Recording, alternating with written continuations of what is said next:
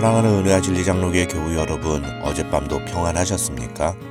오늘도 허물과 죄로 죽었던 우리를 그리스도 예수와 함께 다시 살리시고 다시 일으키시고 그의 보좌에 함께 앉게 하신 하나님의 뜻을 따라 하나님의 영광을 드러내며 살아가는 저와 여러분이 되시기를 주님의 이름으로 축원합니다. 오늘 새벽에 만나 본문은 에베소서 2장 11절로 22절입니다. 에베소서 2장 11절로 22절을 제가 읽어드리겠습니다. 그러므로 생각하라. 너희는 그때에 육체로는 이방인이요 손으로는 육체에 행한 할례를 받은 무리라 칭하는 자들로부터 할례를 받지 않은 무리라 칭함을 받은 자들이라. 그때 너희는 그리스도 밖에 있었고 이스라엘 나라 밖의 사람이라. 약속의 언약들에 대하여는 외인이요 세상에서 소망이 없고 하나님도 없는 자이더니 이제는 전에 멀리 있던 너희가 그리스도 예수 안에서 그리스도의 피로 가까워졌느니라. 그는 우리의 화평이신지라 둘로 하나를 만드사 원수된 것 곧 중간에 막힌 담을 자기 육체로 허시고 법조문으로 된 계명의 율법을 폐하셨으니 이는 이 둘로 자기 안에서 한 세 사람을 지어 화평하게 하시고 또 십자가로 이 둘을 한 몸으로 하나님과 화목하게 하려 하심이라. 원수된 것을 십자가로 소멸하시고 또 오셔서 먼 데 있는 너희에게 평안을 전하시고 가까운 데 있는 자들에게 평안을 전하셨으니 이는 그로 말미암아 우리 둘이 한 성령 안에서 아버지께 나아감을 얻게 하려 하심이라. 그러므로 이제부터 너희는 외인도 아니요 나그네도 아니요 오직 성도들과 동일한 시민이요 하나님의 권속이라. 너희는 사도들과 선지자들의 터 위에 세우심을 입은 자라. 그리스도 예수께서 친히 모퉁이 돌이 되셨느니라. 그의 안에서 건물마다 서로 연결하여 주 안에서 성전이 되어가고 너희도 성령 안에서 하나님이 거하실 처소가 되기 위하여 그리스도 예수 안에서 함께 지어져 가느니라. 어제 살펴본 2장 1절로 10절에서 바울은 예수 그리스도의 십자가 구속이 그것을 믿는 우리 개인에게 미친 영향에 대해 이야기했습니다. 바울은 이것을 설명하기 위해서 그때, 그러나 이제는 이라는 개념을 가지고 설명하는데 예수 그리스도의 십자가 구속을 받기 전까지 그때의 우리는 허물과 죄로 죽은 자들이었습니다. 그러나 이제는 긍휼이 풍성하신 하나님이 우리를 사랑하신 그 큰 사랑을 인하여 허물로 죽은 우리를 그리스도와 함께 살리셨고 그리스도와 함께 하늘에 앉히셨습니다.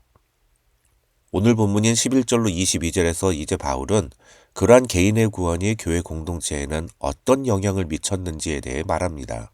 11절과 12절에서 바울은 너희는 그때에 육체로는 이방인이요 손으로는 육체에 행한 할례를 받은 무리라 칭하는 자들로부터 할례를 받지 않은 무리라 칭함을 받은 자들이라. 그때에 너희는 그리스도 밖에 있었고 이스라엘 나라 밖의 사람이라. 약속의 언약들에 대하여는 외인이요 세상에서 소망이 없고 하나님도 없는 자이더니 라고 말합니다. 2절과 3절에서 바울이 허물과 죄로 죽은 자들이 보여주는 행동에 대해서 이야기했다면 이 11절과 12절에서는 그들의 신분 혹은 상태에 대해서 이야기하고 있다고 볼 수 있습니다.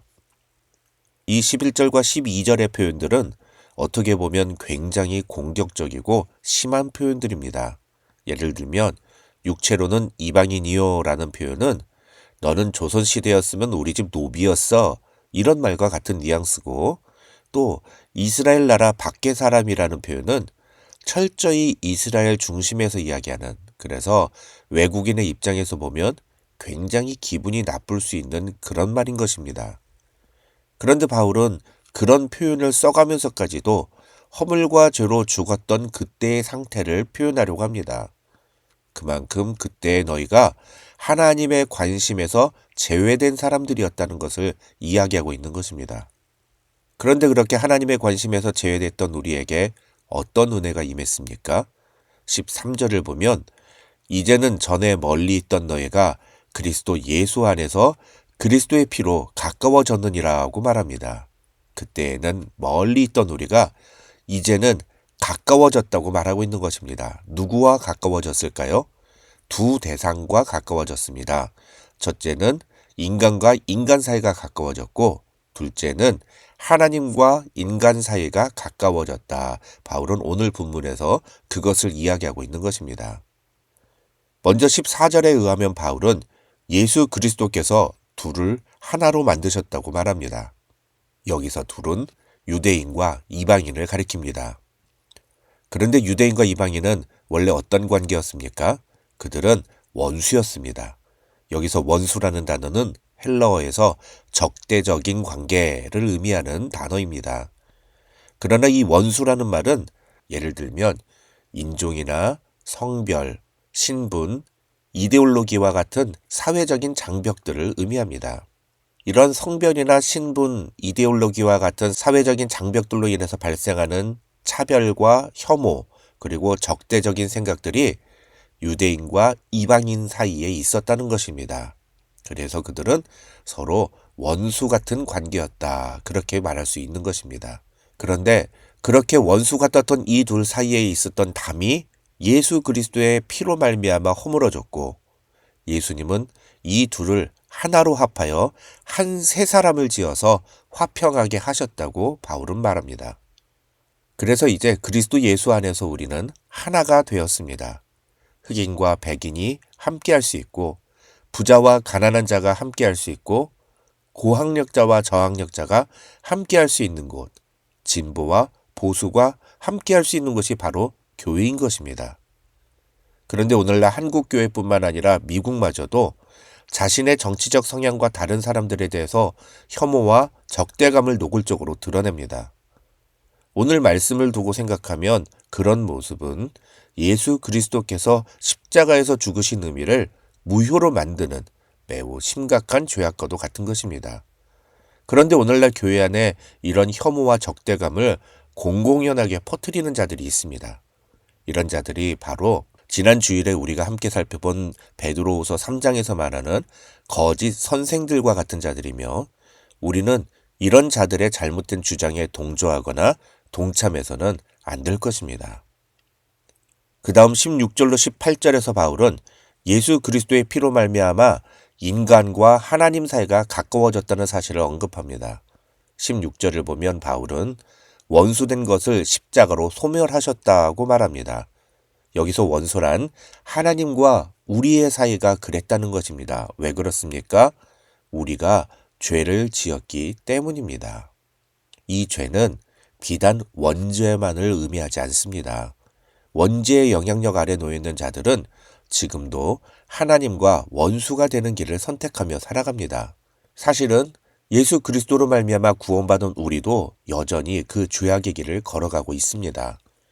야고보서 4장을 다룰 때 살펴본 것처럼 세상과 벗하는 것이 하나님과 원수가 된다고 성경은 말합니다. 인간은 스스로 이 죄의 문제를 도저히 해결할 수 없었습니다.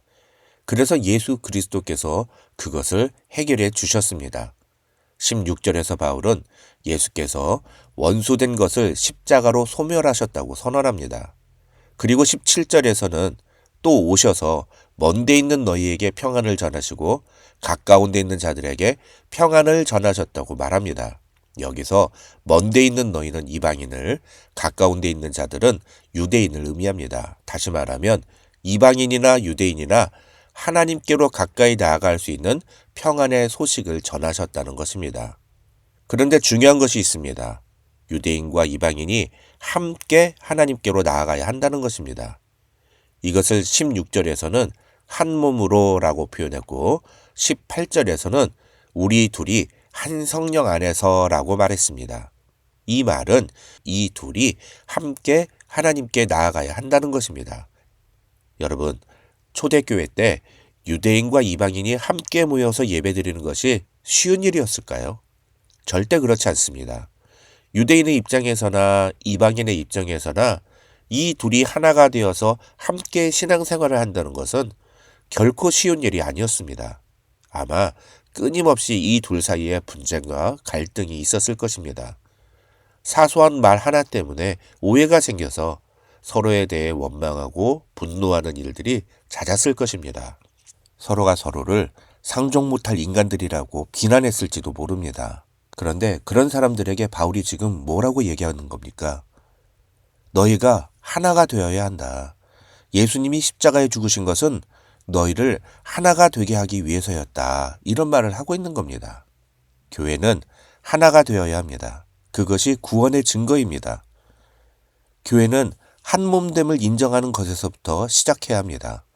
한 몸이라는 것은 서로 나뉠 수가 없다는 겁니다. 몸이 나뉘면 곧 죽음을 의미합니다. 그런데 우리는 너무나 쉽게 한 몸된 교회를 나누어 버립니다. 주님은 우리가 함께 하나가 되어서 하나님 앞에 나아가기를 원하시는데 우리는 나와 친한 사람들, 나와 관계가 좋은 사람들하고만 하나가 되려고 합니다.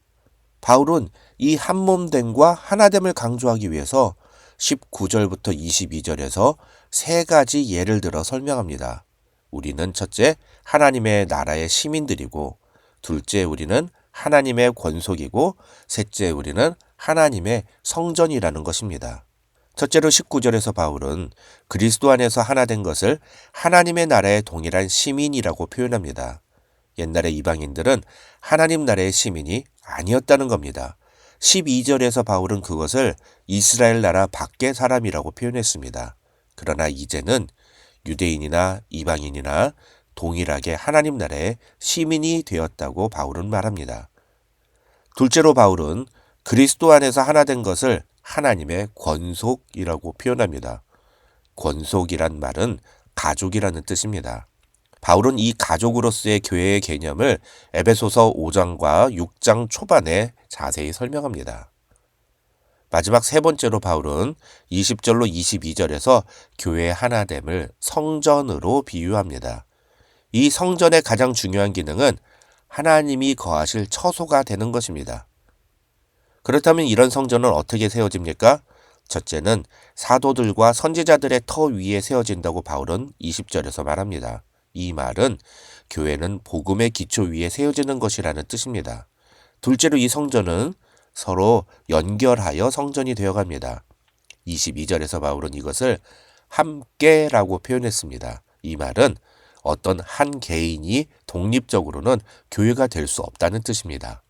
셋째로 이 성전은 그리스도 예수 안에서 지어져 가야 합니다. 이 말은 그리스도가 중심이어야 한다는 뜻입니다.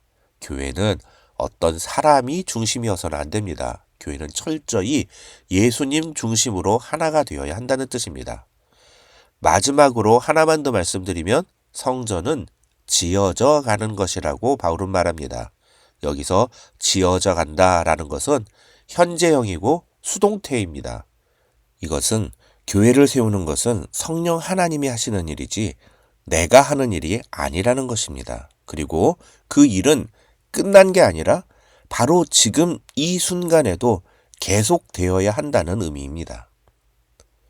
오늘 말씀처럼 우리는 함께 주님의 몸된 성전을 지어가야 할 교회라는 사실을 잊지 말고 우리 모두가 하나가 되어서 하나님 앞으로 나아가는 귀한 성도들이 되시기를 주님의 이름으로 축원합니다.